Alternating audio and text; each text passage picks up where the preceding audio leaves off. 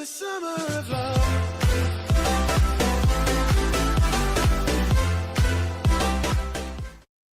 Alright, what's up everybody, it's Rex Pro here, and today we are doing another Yu-Gi-Oh! Deck profile. I think this, if what I'm planning actually goes through, this will be uploaded really early on Saturday, and so sort of like what's different about this is that this deck is having a large portion of it not official in TCG yet, having them be in OCG sets that aren't even out yet over there. So this is all just theoretical stuff, as we don't know how it'll actually affect the meta or how it'll impact the meta, or what the meta when these guys actually come out is going to be like. But for now, just to have fun with it, I have come up with Invoked Maidens, which is using the Invoked engine and the Brandish Maiden engine to just create like a dual turbine deck of destruction and speed. It actually works really well together. It just sort of relies a little bit on what your opponent is playing, and I think that'll really depend on, and I think that will really determine what invoked monsters you're going to be running. But I'm basically running my invoked monsters based on the ones that we can access immediately because of our deck, and just what I think the general meta is going to look like. But anyways, enough rambling, let's get on with the deck profile. We're running 3 Alistair the Invoker. If you're a fan on my channel, or if you're new here, here's what you should know. I do invoked decks a lot because the Invoked engine can just really spice up an outdated or underpowered deck, just with its plays and everything. So you guys should all know its effect, and if you want to memorize it for the future of my channel, it's on the left right there. Next up we have Brandish Maiden Rhyme. It has a quick effect where you contribute it to special summon a Brandish Link monster from your extra deck to the extra monster zone.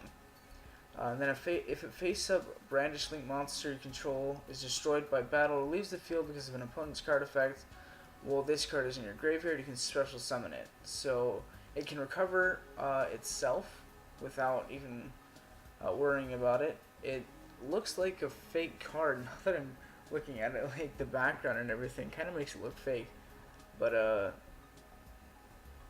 interesting choice, or at least like a Cyberse, but no, I don't know, it's weird. Good card though, and it makes Invoked a little bit more interesting to play. Then we have 3 Ash Blossom. You can't play Yu-Gi-Oh without it. 1 Blue Boy, because we're running a little bit of the Spellbook engine in here as well. And I'm pretty sure I don't run the correct proportions, but that's completely by choice. So I have 3 Spellbook of Knowledge for the draw 2. You can use it on your Alistair as well. And then we have Secrets to deck thin a little bit. Moving on to our Brandish cards. If all of them have the effect, all of their effects are based on whether or not you control, or if you control no monsters in your main monster zones. For this one, you can target a face-up monster on the field. That target becomes unaffected by card effects except for its own. Also, if you have 3 or more spells in your graveyard, it cannot be destroyed by battle this turn. So you can use this on any of your invoked cards or even your Brandish Link monsters. So the idea of the deck is to never have anything in your main monster zones, which makes it really kind of fun to play. So we have this to protect and really make your extra deck monsters broken. We also have 3 Brandish Startup Engage. I thought about cutting this card because I was running tight on deck space, but I managed to make it fit. So if you control no monsters in your main monster zones, you can add a Brandish card from your deck to your hand except for itself, and then if you have 3 or more spells in your graveyard, you can draw a card. So it searches out any Brandish card and typically you're going to draw a card because 75% of your deck is spells, so you're going to be going through them quite fast, and they're going to end up in your graveyard pretty quickly. Alright, and for our last main Brandish card, we have 2 Brandish Mechanoid Hercules base. Long name.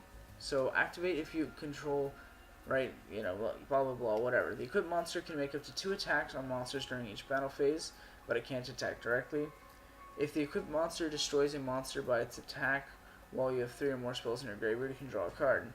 If this card is sent from the field to the graveyard by a card effect, you can target up to 3 Brandish cards in your graveyard, shuffle them into the deck. So the fact that it lets you choose how many, up to 3, is so convenient, because that means you can make sure there are still 3 Brandish spells in your graveyard, but you're still recovering sort of part of your engine as well.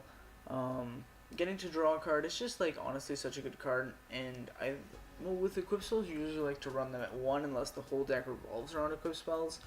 But with this one, honestly, I could see it being ran at 3, but just the fact that we're usually not going to have, you know, we're probably only going to have the one or two extra type monsters that we just sort of sit on, so that's why we only run it at 2. 2 Invocation because it can float itself, 3 Meltdown search. Alright, next we have 3 Terraforming to search out Meltdown. Moving on, we have 2 Pot of Desires because we run everything that we can run 3 of, really, that we want to have in our hands as much as possible. We do. 2 Double Summon because a lot of our engines revolve around the normal summon. Reinforcement to search out your only Brandish Maiden in the deck. Upstart Goblin, so that this is a 39 card deck. Raigeki to get rid of problem monsters, and then 3 Storming Mirror Force because people don't expect battle traps, and since this is a stun format, people are going to be building more attack, or like the rogue decks are going to be more attack oriented, like a World Chalice you might start seeing if they can figure out a way to survive the onslaught of negations. So you can use this to really punish your opponent. Alright, that's it for the main deck. Moving on to our extra deck, we have 3 Invoked Purgatorio. It requires a fire monster. This card gains 200 attack for each card your opponent controls. This card can attack all monsters your opponent controls once each. If this card attacks a defense position monster, inflict piercing battle damage to your opponent. So this is probably going to be the one that you're going to want to use the equip spell on, and the one that you're going to be wanting to go into most frequently. Because this in total is capable of being a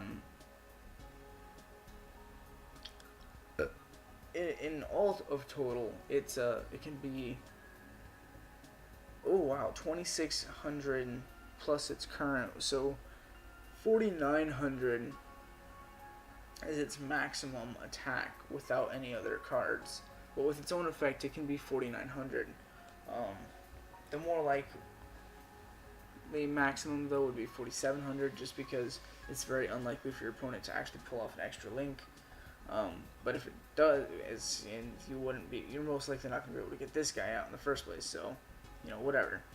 The piercing damage is really nice, and that can really help push for game. And we have plenty of fire targets. We have 6 fire targets, plus whatever your opponent is running. We have 3 Invoked Cocytus. It requires a water monster, so it cannot be destroyed by your opponent's card effects, and your opponent can't target it with card effects. This card can attack while it's in face-up defense position using its attack for damage calculation. So it's kind of weird. We're basically just used as a floodgate. We only have 4 targets for it in the deck anyways. But still, if you wanted to, you could take one out for like a Mechaba. If you know that your opponent is running a light, and like I guess there are quite a few lights in the meta, but I don't know. I think it works at 3. 2 Megalanica because there's a lot of Earth monsters, and 3,000 attack is pretty good, and the 3,300 defense is even better. I never get over his artwork. It's so weird. Kind of reminds me of Ben 10 actually. Huh, interesting. Invoked, we run 1 Invoked Kaliga, where it's a dark monster. If a player's monster's effect attempts to activate, none of that player's monsters can activate their effects for the rest of this turn while this card is face up on the field. Each player can attack with only one monster during each battle phase. So this is just sort of a floodgate. You can equip it, or you can sort of protect it with your cards, but it's mainly just for stalling. Then we have for link monsters 3 Brandish Maiden Kagari. I hate the fact that you give your opponent a link, but it's whatever. So you make it with your Brandish, with any of your Brandish monsters. So either the other link or the main monster. But if this card is special summon, you can target a Brandish spell in your graveyard, add it to your hand, and it gains 100 attack for each spell in your graveyard. You can only special summon it once per turn. It is really good, being able to have a little bit of recovery, and it can get pretty high in attack if you make this later on in the duel. So it is really cool for that. And it's a 3 of just because of the fact that your main Brandish Maiden can recover itself so well. And 3 of Brandish Maiden Shizuki, it's you can make it with all of your 2 different Brandish Maiden monsters. Monsters your opponent controls lose 100 attack and defense for each spell in your graveyard. Once per turn during the end phase, if this card is special summoned this turn, you can add a Brandish Maiden spell from your deck to your hand with a different name from every card in your graveyard. So that's actually pretty hard to activate. So this is sort of what you want to end your first turn on, and then just sort of deal with it from there. But yeah, that's pretty much it for this deck profile. This is just sort of an idea I'm testing. I'm hoping that Brandish Maiden, we get more support in the set that they're premiering in, other than just the one main monster, because I'd like to see at least 1 or 2 more, so that maybe an actual deck could be made out of this, a pure build. Because I really don't want to just have to rely on Invoked or bigger engines to make the deck viable. But anyways, I hope you guys enjoyed this video, and if you did, please like, comment, and subscribe if you haven't already. Thanks for watching. Hope to see you next time, and as always, have a roaring good day.